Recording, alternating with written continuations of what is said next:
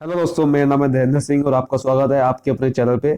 आज की इस वीडियो में हम समझने वाले हैं बैंक रिकॉन्सिलिएशन स्टेटमेंट के ऊपर कि किस तरीके से बनाई जाती है बैंक रिकॉन्सिलिएशन स्टेटमेंट। यही बात करने वाले हैं आज की इस वीडियो में।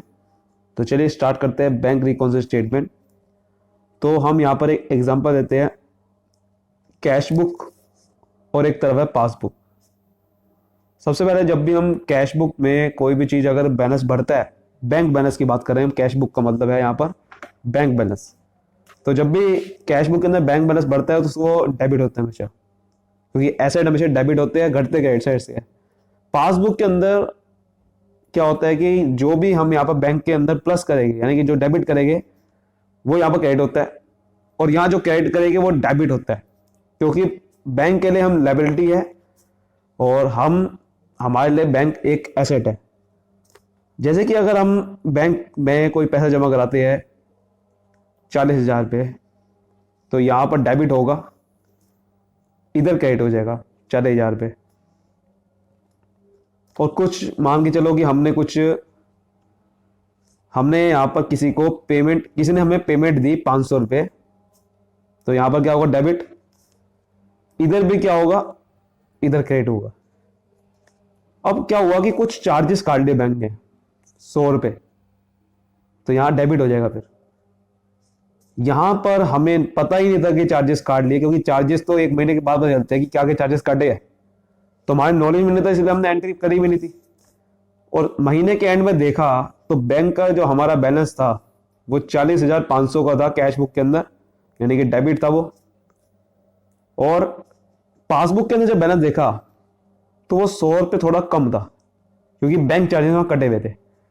अब हमने पासबुक देखी, कैश बुक से मैच करी, हमने कहा कि ये तो 100 रुपये का डिफरेंस है इसमें। तो उसके बाद फिर हमने सोचा कि चलो फिर बनाते हैं bank reconciliation statement. Bank reconciliation statement बनाते हैं ताकि पता चले कि क्या गलती हुई है, क्या डिफरेंसेस आए हैं जिसकी वजह से हमारी कैश बुक मैच नहीं कर पा रही है। तो हमने बैंक रिकॉन्सिलिएशन हमेशा एक महीने की एंड में बनती है। तो हमने क्या करा कि फिर हम बैंक रिकॉन्सिलिएशन बनाते हैं। पर्टिकुलर्स में क्या क्या यहाँ पर डिफरेंसेस है, प्लस और माइनस देखेंगे कि भाई क्या प्लस करना है, फिर उसमें क्या माइनस करना है, किस में प्लस माइनस की बात कर रहे हैं हम।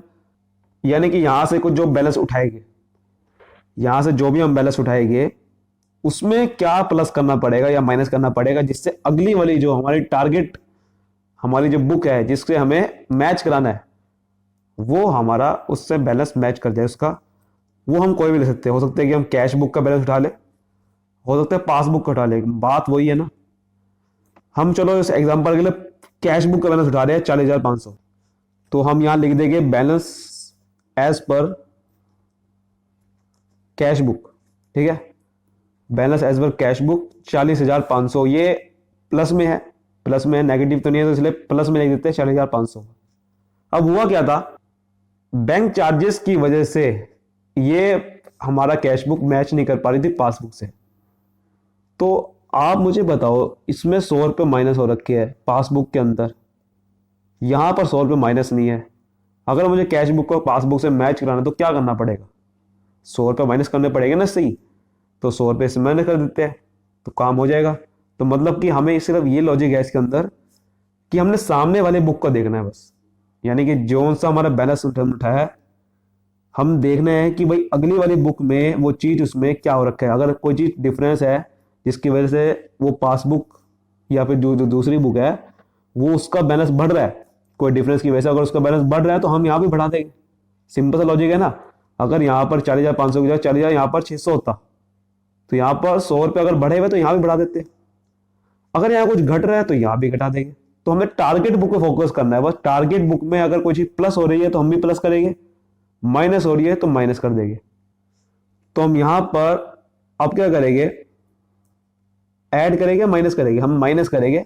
तो देखेंगे ऐड वाली आइटम अभी हमने एग्जांपल के लिए कोई है नहीं अभी, तो माइनस करेंगे बैंक चार्जेस। ठीक है, बैंक चार्जेस जो कि बैंक वालों ने हमें पता नहीं था, तो बैंक चार्जेस। ठीक है, कितने थे, 100 रुपये। 100 रुपये यहाँ बैंक चार्जेस थे, तो यहाँ पर 40,000, यहाँ पर कितने, 100 रुपये यहाँ पर माइनस साइड में लिखेंगे। ठीक है, 100 रुपये माइनस करना है ना हमने इससे, 100 रुपये माइनस कर देंगे तो हमारा जो बैलेंस आ जाएगा वो कितना आ जाएगा, वो आ जाएगा 40,400। ठीक है, 40,400। और ये 40,400 जो है वो किसका बैलेंस था, बैलेंस एज पर पासबुक का था। ठीक है, और यहां से आप ये भी समझ सकते हो ये एक तरह का ये डेबिट है, ये क्रेडिट है। तो माइनस साइड का मतलब यहाँ पर लिखने का ये है कि आपको जैसे कि आपको बताया था कि स्टार्टिंग में कि जो चीज़ कैश बुक में हम डेबिट करते हैं तो दूसरी साइड वो पासबुक की क्रेडिट होती है। तो यहाँ पर जो डेबिट का बैलेंस आ रहा है 40,500, वो उस साइड क्रेडिट में आएगा। तो इसलिए हम यहाँ पर ये जो है इसका जो बैलेंस हमने निकाला है कैश बुक का, वो इसलिए हम यहाँ पर लिख रहे हैं। ठीक है, ताकि हमें बस समझ में आ जाए कि कैश पासबुक का बैलेंस के साथ मैच हो गया कि नहीं हो गया।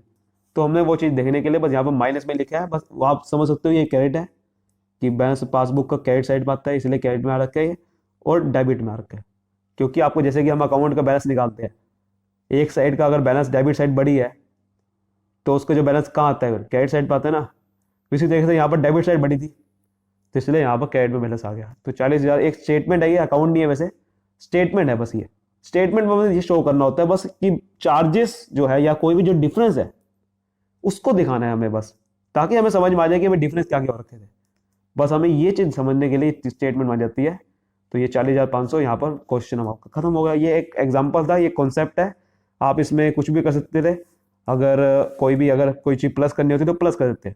तो क्या कॉन्सेप्ट है वो, तो कॉन्सेप्ट सिंपल सा ये है कि हमें देखना है टारगेट बुक को। यानी कि आप ये समझ सकते हो कि एक शॉर्ट में इसका एक नोट बन सकते हैं कि हमें समझना है कि स्टार्ट कहाँ से कर रहे हैं। हो सकता है कि पासबुक से कर रहे हो या हो सकता है कि वहाँ से कर रहे हो कैश बुक से।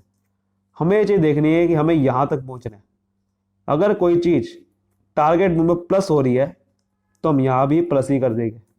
कोई डिफरेंस की वजह से टारगेट बुक में प्लस हो रहा है, अब वो कौन सा डिफरेंस हो सकता है, मान के चलो कि हमने कोई चेक जो है वो जमा करा दिया हमने बैंक में, और हमने क्या करा, अपनी कैश बुक में प्लस कर दिए। लेकिन अगर पासबुक से स्टार्ट कर रहे हैं तो हम क्या देखेंगे, कैश बुक के अंदर देखेंगे। अगर कैश बुक के अंदर कोई चेक, हम जैसे कि हमने चेक जमा कराया बैंक के अंदर लेकिन क्लियर नहीं हुआ वो, तो बैंक वाला तो एंट्री करेगा नहीं, लेकिन हम कैश बुक के अंदर एंट्री कर देंगे। तो इससे हो गया रहा है कि हमें कैश बुक के अंदर अगर प्लस हो रही है उसकी वजह से, तो हमें भी पासबुक के अंदर प्लस करना पड़ेगा।